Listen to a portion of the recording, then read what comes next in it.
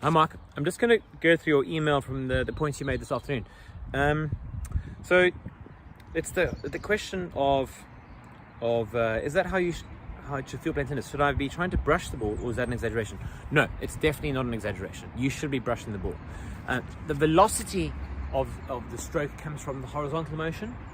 The spin comes from the vertical motion, and putting those two together is crucial for the shot. That's where the combination of power and spin come from. Putting that motion with this motion. You shouldn't separate them, but that just makes it easy to understand. So that's crucial, that you're swinging up at a tangent, and it's about 60 degrees. Second point, I'm a little confused regarding the windshield wiper motion. I have watched a lot of videos that say some use the motion and others say it creates too much wrist movement. What are your thoughts? Yeah, that's a great question. It comes up a lot. There's different schools of thought out there. I'm firmly in one camp. The wrist is definitely involved, but I'll explain to you why I say that. So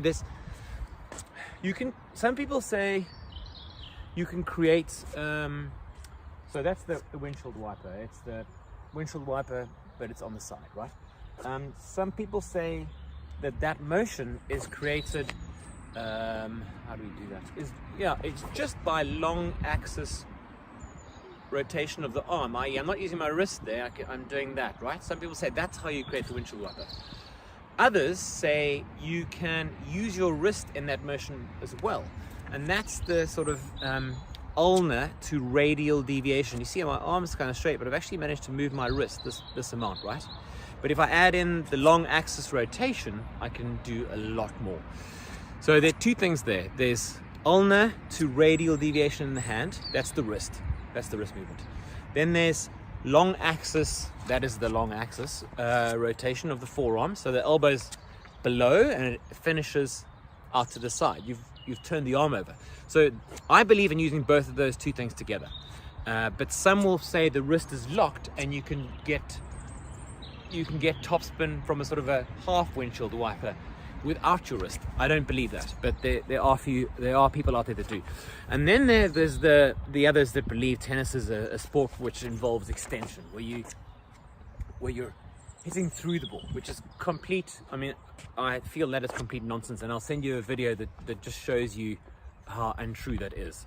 The thing is, if you're hitting a ball out in front there, right, there's nowhere more for you to go. You've got to, at that point, start going up. So you'll see contacts made over there, and at this point the racket starts to pull across. You can't push through, and it doesn't happen when you look at slow motion footage of the pros.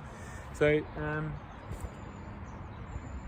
think that just about covers. The best illustration is in this gentleman's blog post, where he takes photographs and he shows just each step of the swing path, and explains why it is a misconception to think that there's this extension. There is a little bit. It probably goes forward a couple of inches, but to try to teach yourself to hit through three balls, that's a terrible idea. The control in tennis comes from topspin, and you've got to literally rip the racket up as fast as you can to get that spin.